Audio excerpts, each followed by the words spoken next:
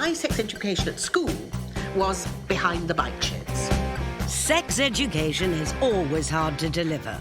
Oh, please cover that up. Which is why in 2020, the government is overhauling the system and making it compulsory for the first time. Have we got any condoms? With new guidelines so that everyone in schools in England will learn the same thing. Lesbian, gay, bi, trans, queer, plus. I had no idea about any of this stuff. Which begs the question, what on earth have we been teaching our kids up to now? Masturbation is not covered at school. Really? Second base is kissing, third base is sex, and fourth base is anal. That's what we got told it was. So what should be on the syllabus? As a Catholic, sex should only occur within the context of a marriage between a man and a woman. I was actually having sex before I started puberty. Oh, God. To find out, we've gathered pupils and their parents, some famous and some not, to watch sex ed videos past and present from the UK and beyond. Did I hear somebody mention the word breast? That's enough on tits. To decide what works. That's the best video. The strangest, but the best. And what definitely doesn't. That was so graphic. Starting the most frank discussions about sex they've ever had. For me, there's nothing more enjoyable than going from behind. I'm not actually listening anymore. No, good.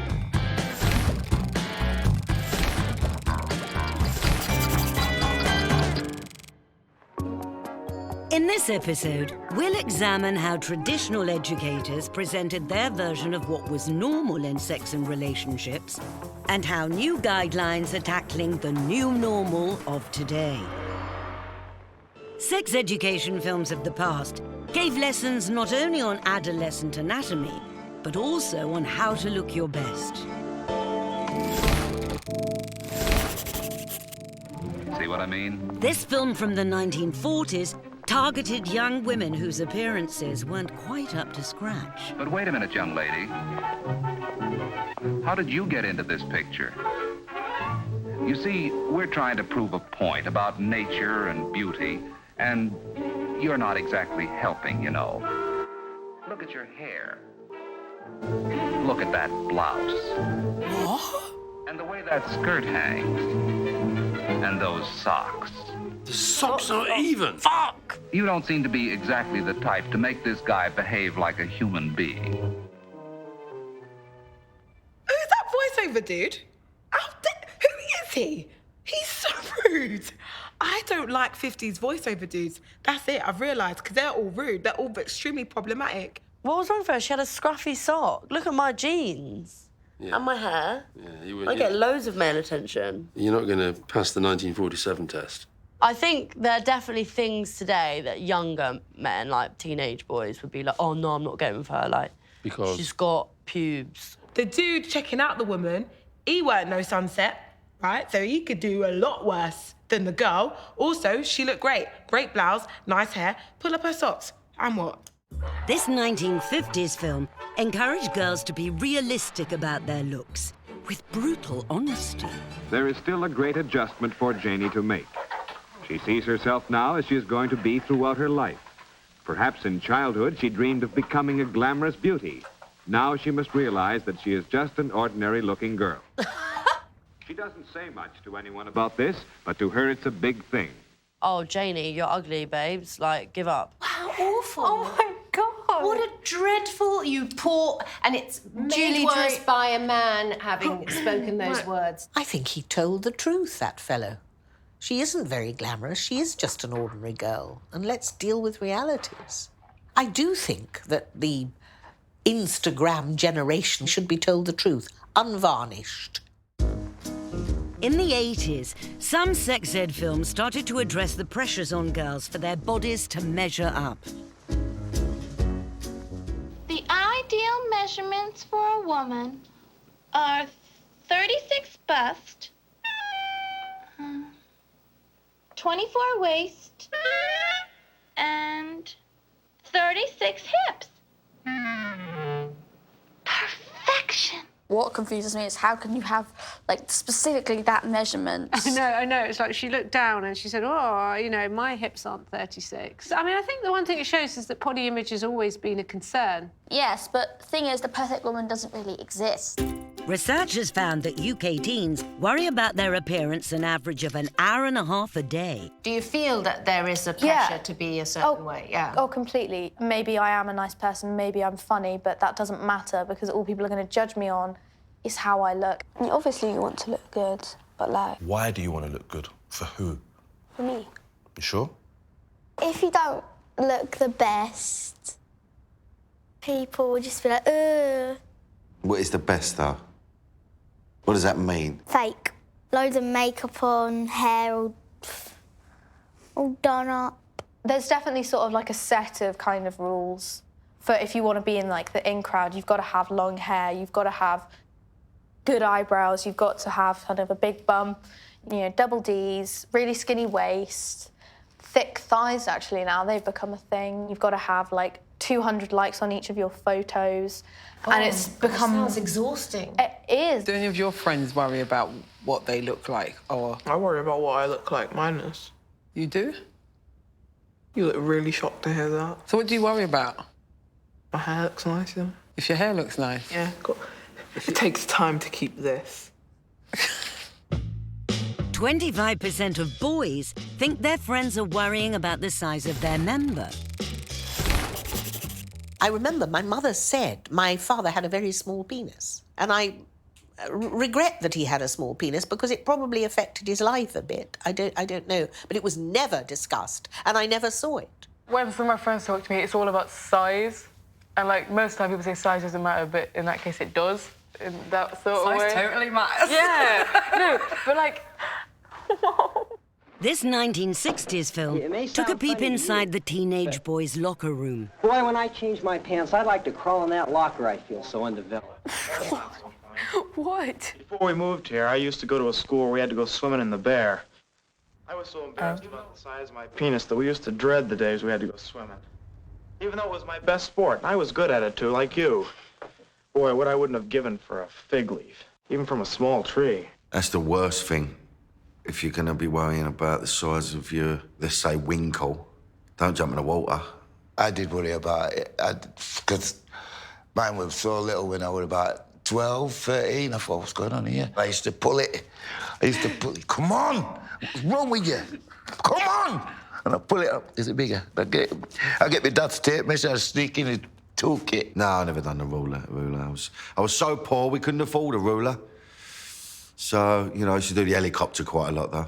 You just get it and you you know what I mean? You go like that, really fast, and it looks like an helicopter. So while some teenage boys enjoy swinging their members around, 20% of them have admitted that they measure their penises. So what is the average size of an adult penis in the UK? 5.5 inches. Oh, 5.5 inches? I think it's 5.5 inches. No. It'd be much bigger than that. You should compare it to Dad's. Ew. Yeah, obviously. This is what it is. No, that's your foot, isn't it? That's your foot. And I think your penis is that. So, what inches is that? Is it? What is the answer? Between 5 and 7. Ah. Ah, you see, I think we were taught 6 to 8. Maybe in your class. Maybe that was just wishful thinking. Yeah. Do you compare? I mean, you know, do you compare? Yeah. Like, we used to do that as girls. Hey, this is the size of my... But vaginas are all the same size. In fact, we're all, of course, different in lots of ways. And teenage girls have their own worries about breast size. But it's not an issue that's high on the sex ed agenda. Have you learnt about boobs? They've not really mentioned breasts that much. What about... You did a lot of body image stuff, didn't you? We did, but that's not really something that was mentioned to us, mainly because I think everyone had already started developing, so I think they assumed that we wouldn't have a problem with it, because if you're already developing, then why do you need to worry about what's going to happen when it's already happening? I had a 36-inch bust when I was 11. And I know that because I remember my sewing mistress said, "Good heavens, Miriam, you've got as big a bust as I have." This film tried to offer reassurance to pubescent girls in the 1980s. One of your breasts is bigger than the other. What does that mean? Maybe you'll grow up lopsided. Did I hear somebody mention the word breast? She's terrifying. One is bigger than the other, am I right? She's horrible, this woman. I don't trust her. Come along, my dears, and sit down. This is a subject close to my heart. You'll be pleased to know, my dears, that your condition is absolutely normal. Breasts often grow at different rates. One a little slower, one a little faster. Of course, she's quite right. This breast is much bigger than that one. It always has been. I say variety is the spice of life. With breasts, with people. Look. Oh, no. Short and thin. Wonderful. Oh, tall and plump. Delightful. I'm not going into that shop. Medium and round. That's what, punch her in the mouth. Think how boring life would be if everybody looked the same. Oh, God, you'd be out of that shop, wouldn't you, 100 mile an hour, wouldn't you? Where's her mum? Not being funny, why would you go bra fitting with your mate? That's a little intrusive. She was creepy. She's completely busied herself, caused absolute chaos, right? Opening in that curtains? Yeah, opening curtains, left, right and centre, upset the whole shop. She's a bit lopsided, it's OK, though. We've all got it. My best friend at school, she had huge breasts, and I really wanted to have her huge breasts because I was completely flat-chested, like nothing. And then I woke up one morning, kid you not, and all of a sudden, like when you get boobs at like a teenage age, all the boys suddenly notice you. Like you got no choice. No, they don't notice you. Yeah, they notice your boobs. Yeah, I definitely had like a boob-apocalypse. Literally. There was no boobs and then boobs just happened. And then all the boys, my milkshake brought all the boys to the yard. It was great. Obviously, your sister, she's got big things, yeah? Do you look at her and think, you want one big breast, or do you not, does it not bother you? Because I'm like a gymnast, isn't it? So it's like easier to do stuff. Innit? Otherwise you get black eyes. Be doing them flips. I think when you're young, breasts are a nuisance. It's only when you come into your own that you realise that breasts are useful and, in fact, a source of huge pleasure, because my sexual technique is always nipples first. You know, we're living in a world of all these sort of fake breasts, aren't we? If you want a boob job, get it. That's not up to us. I'm just saying, like, wouldn't you rather have your own boobs except stuff? Yes. Well, there's some girls that have chicken fillets. Chicken fillets? Yeah. So what they do is that they... I fancy chicken fillets. Yeah, I do, actually. I could do one nice. Or barbecue sauce. We're looking at how sex ed through the decades has taught what's normal in sex. Many women think that sex is for the man. That's their wifely duty to satisfy the husband. Up until the new millennium, sex ed films focused almost exclusively on heterosexual relationships, with very specific roles for each sex. This 1960s British film showed that the normal way for boys and girls to meet a mate was in the wholesome surroundings of the local youth club. That other sort, the sort we didn't play with, have become interesting and well worth taking notice of. Oh. Oh, no, he's holding her hand. I thought he was being outed. The boys are beginning to think about their appearance a bit more, and perhaps they show off their manliness a bit to impress the girls. Oh, yeah, look at that. Oh, yeah. That's all the girls are going to flock to him now. Do they impress you? No. The girls begin to experiment with ways and means of attracting the attention of the boys. Oh, she's pretty. I like the 60s look. I like it. I like their hair. Well, we all know, don't we? The girl wants a boyfriend. That looks like a grown man. Bit stalkery, isn't it? Yeah. Yeah, I mean, he's staring at her. Yeah, that's a bit weird. Like, he's looking at her from some sort of weird That's crack in the wall. creepy. Don't do that. Don't Yeah. get with him. The boy wants a girlfriend. I had to go to the youth club. It wasn't because I wanted to play table tennis, but I obviously wanted to see the girl. Sounds like you were quite a desperate kid. I wasn't. You just had to work harder for it. Honestly, you can sit in your bed, as you often do, and you're just swiping, scrolling, and just looking and messaging, sliding into people's DMs, and I'm almost jealous, but also I'm worried for you. I wasn't right good at coming forward, even though I was a man. I never had the guts to ask any girl out when I was younger. My sister did it for me. Once a heterosexual couple got together, sex ed films of the past ensured there was no confusion about who should do what. It is obvious that boys are different from girls and men different from women. Indeed. Women are made to have babies and to care for them, so they have broad hips to allow the baby to be born easily. And they will have a maternal instinct, which makes them want to care for their children. Men are different. They are made to follow a more energetic existence. Big, strong man. I've got a dumper truck. Therefore, they have a more muscular build. They are physically stronger. And instead of giving birth and caring for babies, they are often better at giving birth to new ideas. Oh, my God. Ah, exactly. Women don't have ideas. They are, in fact, usually more inventive and creative. Fair play. That was disgusting. It was actually, wasn't it? What, you're saying that men are stronger than women? Women are, in fact, stronger than men. Well... We are emotionally stronger. OK, And I'm stronger than you. Well, let's not get into that one either. What's that woman doing? Oh, she's just populating the world. What's he doing? Oh, he's building buildings, doing proper stuff. That was what we was being taught. A man does this, muscles in a digger, roll up hanging out of his mouth.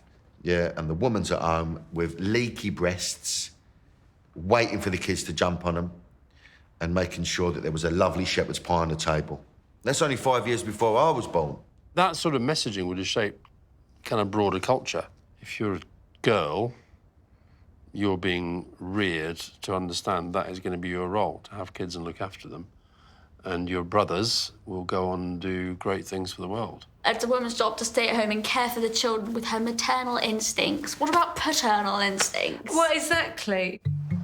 By the 1980s, some educators were trying to challenge the stereotypes around men and women. Films like this one encourage boys to talk about their feelings, with advice from two well-known actors of the time, John Alderton and Pauline Collins. As a child, I remember being told that boys don't cry. That's terrible. Of course they should cry.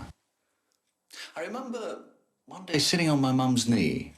I was about 7, and I was sitting there having a bit of a cuddle, watching television. And my uncle came in, and he said, "You're not still sitting on your mum's knee at your age, eh, son?" And I never sat on my mum's knee again. Oh. And for a few years, it was very hard for me to show emotion. Heartbreaking. He's never been afraid to show his emotions or to speak about his feelings, and I find that not at all weakening. I find it very strong and reassuring. Very good. I love that. See the guy in Calendar Girls? Yeah. If your class saw that video, especially the boys, what would they say? They'd probably say, like, man up. Would they laugh at him? Yeah, laugh. They'd laugh because he's crying. Because of a man crying? Yes. So is it wrong for a man to cry? No. Men just so struggle showing emotion a lot of the time. But also, I was saying this to you the other day, I also struggled seeing men cry because I was so conditioned to think that men don't cry, emotions are much more natural and normal in women. So the first time that one of my boyfriends cried in front of me, I told him to leave. I know. Which is terrible. terrible. Well, you had just told him to leave. Yeah, I told him I was leaving. Would you cry in front of your friends? Depends. If I'm sad, like someone died or something, yeah. And they would be supportive. Boys in schools, they were when I went to schools, like, lads. And I'm like, yeah, come on, we're lads. Oh. Obviously, in my head as well, thinking, I know that I'm gay.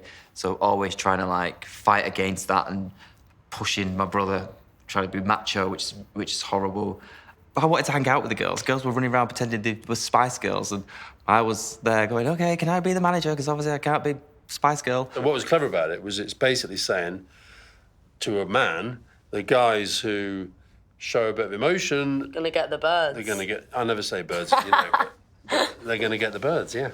Yeah. As As sex ed films began to portray heterosexual men and women in less stereotypical ways, the battle began to include teaching in schools on the sexual experiences of the LGBTQ community. I can never remember that. LGBTQ. I must remember because people are always asking me, you know, because I'm one of them. At least I'm at the front there. Lesbian, yay! Oh my God. Lesbian, gay, bisexual, transgender. Q. Q? Queer. No. Queer. Is it? Yeah. It's lesbian, gay, bi, trans, queer, plus. So what's the plus? All the sexualities. There's like pansexual and things like that. Is that where you fall in love with a thing? A what? Romantic? Aromantic. You don't feel romantic attraction. Oh, Lord, help me. Who doesn't like romance? That's crazy. A lot of people. Oh? Before legalization of same-sex relations, education for kids on homosexuality was basic scaremongering. Films like this 1960s one from the States portrayed gay men as simple predators. The following Saturday, they went fishing together. By now, they were using first names. Ralph said it was more friendly. Is this a dad and his son? Jimmy hadn't enjoyed himself so much in a long time. You don't need a PhD to know that guy's an nonce. He's got the uniform.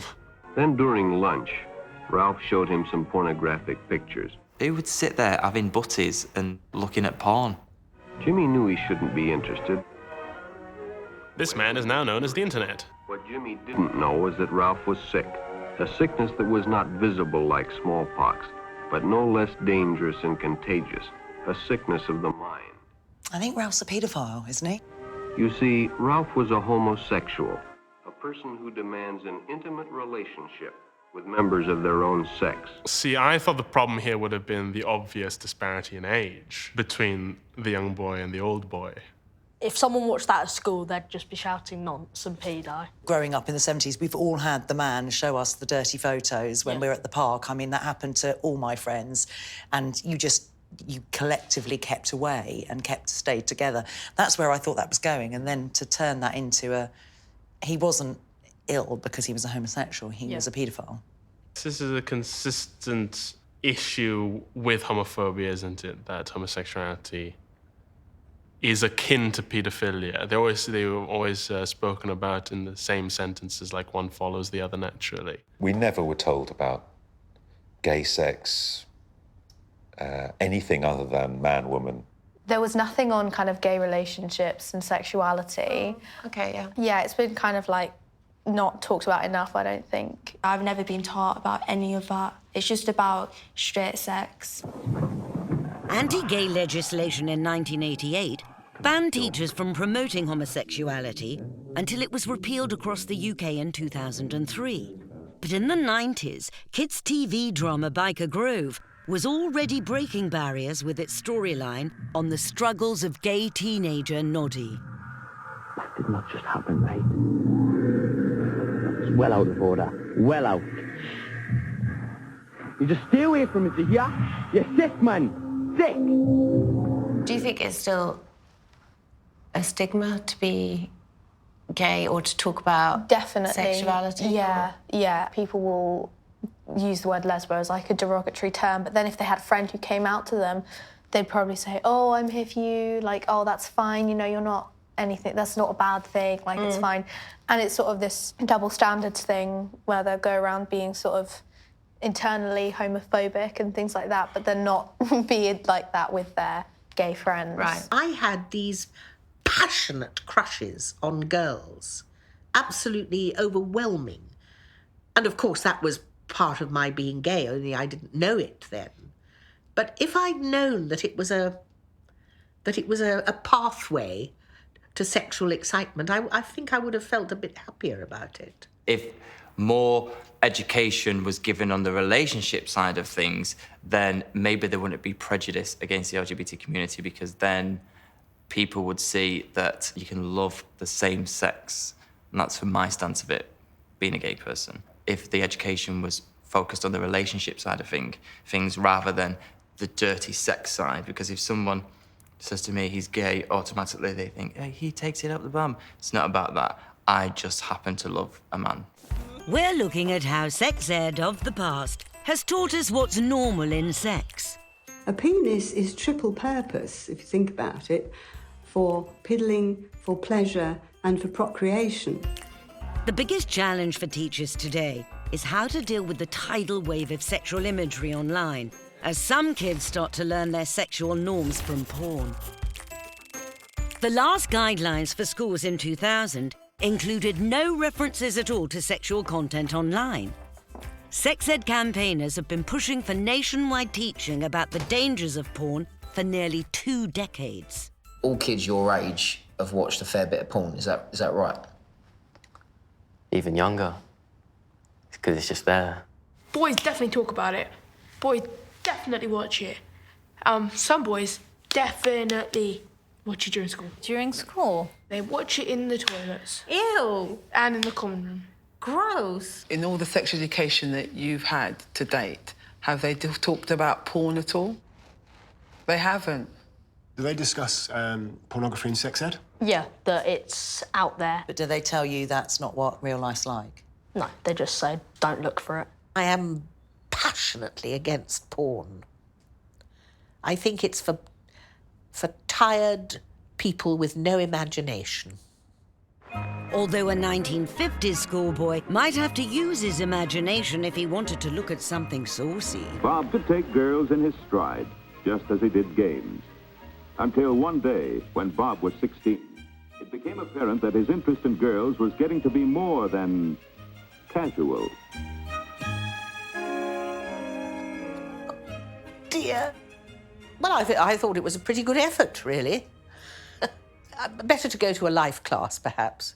When I lived with my granddad from the age of 16 onwards, I found his porn magazine collection.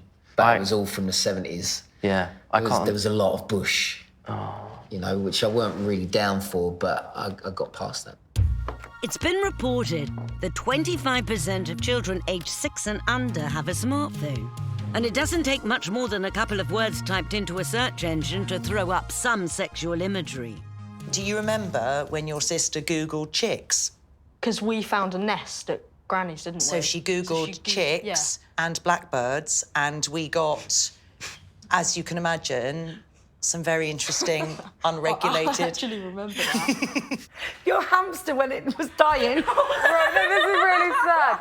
Basically, I googled something like you googled hamster jerking, and the sites that came up, it wasn't pleasant. With just one computer in the household being the 1990s norm, early internet sex education had to be aimed at parents as much as at the kids. You're going surfing on the internet. As a parent, I've never been happier than when my children ask their friends over for an internet computer party. Oh, I remember the heady days of internet computer parties. You'd call your friends over, they'd bring snacks, and you have a bloody party, and it was innocent until porn came along. I'd like to add a word about safety, though. You have to remember the internet is not a regulated environment, so the quality and accuracy of various informational offerings can differ quite a bit. There may even be a concern if your children should access some of them. So, go online with them on the net. Well, how did our kids do as cyber teachers? Oh, they What were is big that? stars, of course. Oh, but honey, did you know you could dissect a virtual frog on the internet? Ooh. You can dissect a frog and watch a four-way. Surf's up, see you on the net. Surf's up, Oh, no. Those poor children, that terrible family, their dreadful art, and their computer in the middle of the room. Who does that? That's the worst feng shui I've ever seen. But wherever you put your computer, how good are parents at enforcing internet rules? There were no rules in my house because my parents are idiots and they don't know how computers work. That's the great thing about being my age and discovering porn, is that the people who wanted to keep you from it had no freaking idea how the machine worked. I read your messages. I check your history, Harry. So whilst I give you free rein to do what you want on the internet, what you don't see is I am seeing it all. So my phone goes off, yours goes off at the same time. Yeah, so if you have a message there and it vanishes, it's because I've read it before you have. Do you think girls are more likely to approach you in person or to approach you via social media? Oh, that's what I don't like. When it's via social media, I'm just like, nah, I don't want to talk to you if you're not going to talk to me in real life. Really? It's boring on text. You just don't get the vibe from the person, which just makes it more awkward when you see each other in real life. And they've got nothing. Yeah.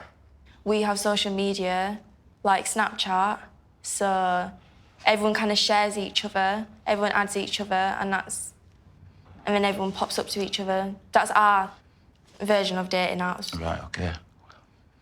What is dating apps? The new guidance will teach secondary school children that sexually explicit material often presents a distorted picture of sexual behaviours. This educational clip posted online has had nearly 18 million views. Porn is different from sex in real life. Yeah. Let's find out how. Porn star penises are 6 to 9 inches. Civilian penis? Jesus Christ. I'm a porno normal. I think I'm normal. And while porn stars have very little hair down there, in real life, 65% of women and 85% of men do. Indeed, female porn privates tend to sport a similar look. But real-world vaginas come in all shapes, sizes, and colours. Oh my jeez. As for arousal. Brilliant. Male performers can hump for days, but in real life, 75% of men ejaculate within 3 minutes. Why is it all kitchen-based? And though porn starlets seem to always have an orgasm through penetration alone, 71% of women don't. 71%? What you see and what you hear is not and should not be how real life is. It's about build-up. It's not just the act, just The as much as it's foreplay. about, yes, the foreplay. And a role play in some cases. Let's not go there. What you see in porn is not the reality. Yeah, because sometimes girl ain't going to be doing stuff that you see on porn stuff. Yeah. Sometimes they might, but sometimes they won't. One study found 53% of boys and 39% of girls considered porn a realistic depiction of sex.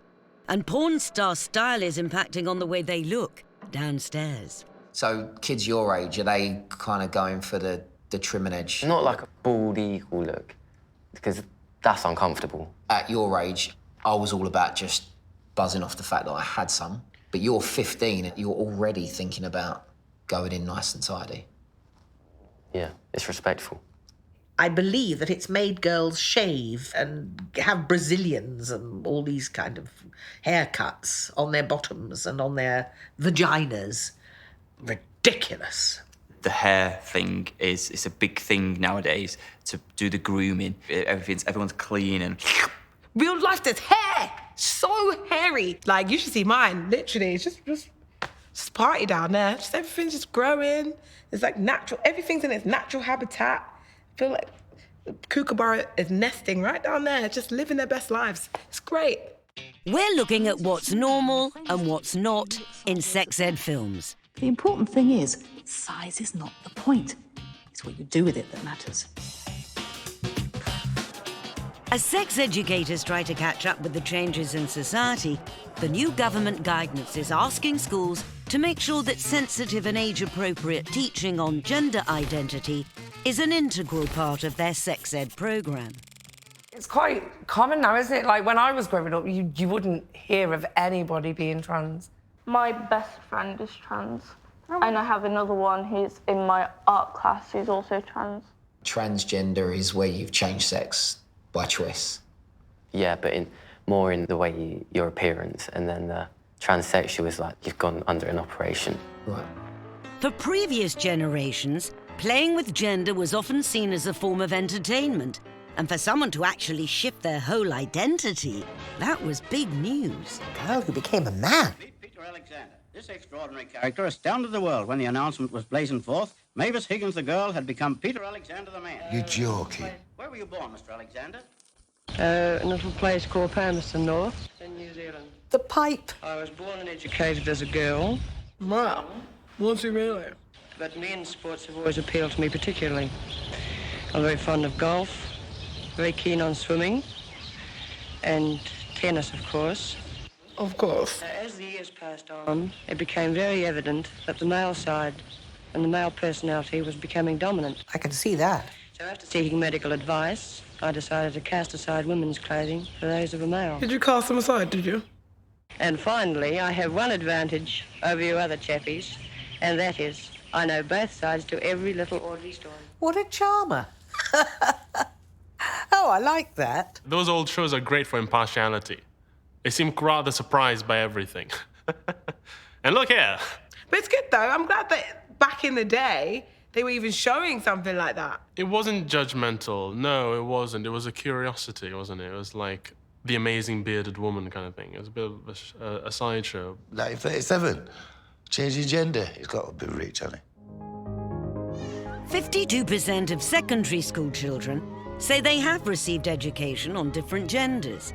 This animation from 2017 explains some of the current terminology. Gender. There's more than just male and female in the gender spectrum. Intersex is when a person is born with both male and female parts, usually having an XXY chromosome. They can choose which gender they would like to be identified as, or they can identify as neither. Being cisgendered means you identify as the sex you were born as. Females identify as females, and males identify as males. While the two terms can be used interchangeably, transsexual usually refers to someone who has changed their appearance and undergone a sex change, while a person who identifies as transgender usually changes their appearance only. This is not to be confused with drag, which is a performance art. I thought that was really informative. I didn't know that there's a name for being... 2017, I thought that was quite a good video, to be honest. You're either born male or female.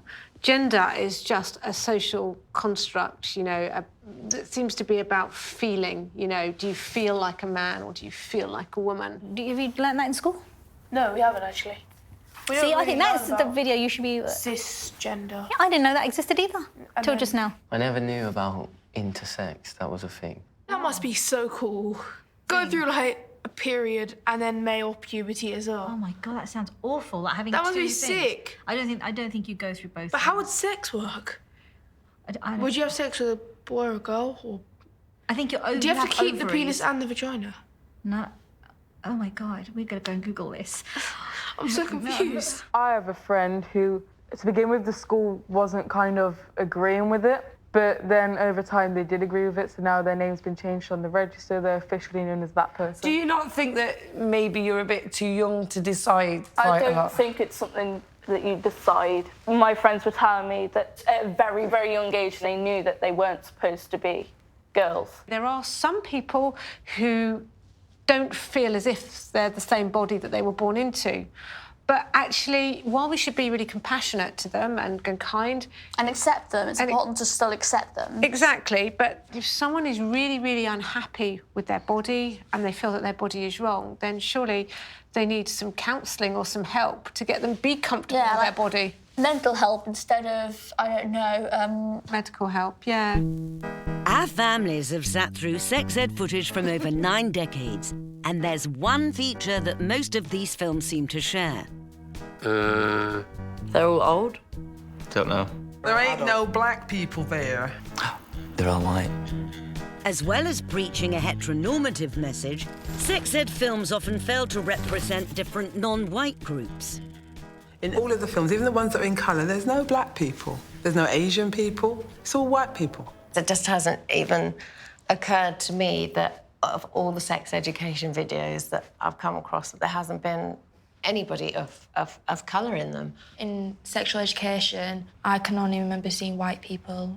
There's only been white people. Yeah. I think they should use different we need to reach out, don't we? Yeah, different cultures too. Yeah, we do, yeah. I would say that I have noticed it. Like, the animations have always been white. It's always been white people. The people in the textbooks.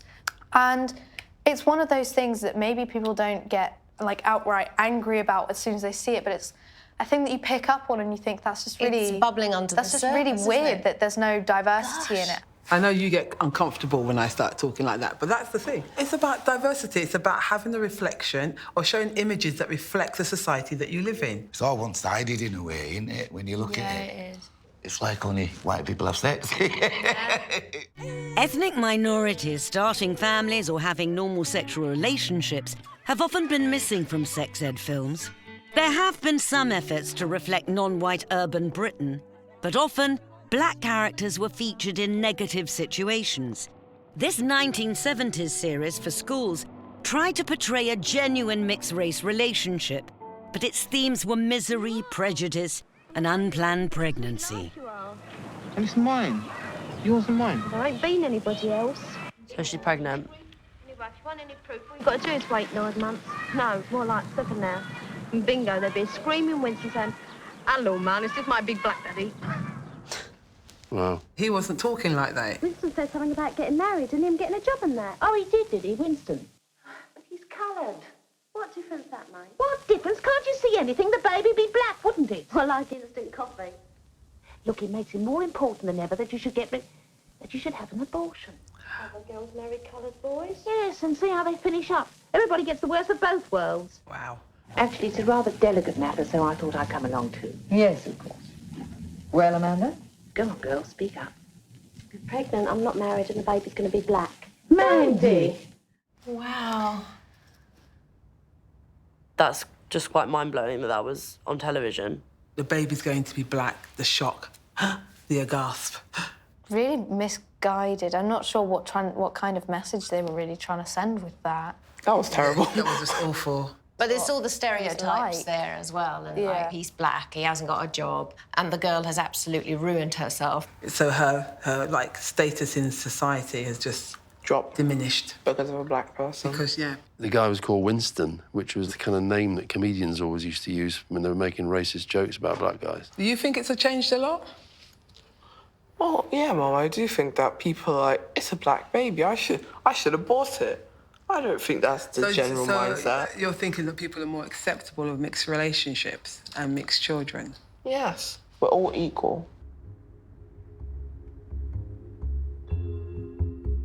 With the school bell about to ring on our class, what do our students think should be included in future relationships and sex education? We have to approach it from a position of knowledge, because most of the kids in schools know nearly everything now. I think they're constantly trying to play catch-up. There's so much more. Body image, all the things that it needs to cover nowadays. What do you think is like, I need to learn more about this, or I need to learn about this, I don't know anything at all? Definitely much more on the gender side of things. And sexuality. Because I think it's an important thing that people just aren't addressing. I'd like them to know more about how not everything is how it comes across on TV and in films. And sometimes you don't fall in love first. Actually, you just get together on the first night and then you never see them you again. don't connect and it's the end of it. There's still a long, long way to go. So I wonder what the videos will look like in 30, 40 years. I can't believe that we won't be actually watching people do it. Nah, no. So what have our families learned? And how did they cope with watching sex ed videos together? I quite enjoyed it. It's been a bit awkward, to be honest. Let's not do this again. I've just had this chat with you now about everything. I feel like it's been useful for me, and it's also, I've not been uncomfortable with watching them. I would encourage parents to watch sex ed clips with their kids, actually, like this. But it just shows it's very, very hard to pitch it just right to each child. I'll be honest, I've learned a lot. I've learned more about you. I've learned more about the things that you know, the things that I probably need to talk to you more about. But you're very intelligent. You're very sensible. I always thought you were stupid, to be honest. No, I'm joking. But I always thought you was quite silly like me, so I'm proud of you. I'm very, very proud of you. Come on, yeah. Bob, what did you learn about me? I'm still a little bit disgusted. Don't think less of me, son. Yeah, I don't. Good. It's all right. Thank you. Who would you rather learn from? This mob, not that mob, but, you know, a teacher or your old man? You. OK. There was a bit of trepidation in your voice, but... Yeah, because you might not know all of it. Because like you said, you didn't... You'll find I know quite a lot. Like you said, you didn't... Master. No, and that's the right reaction.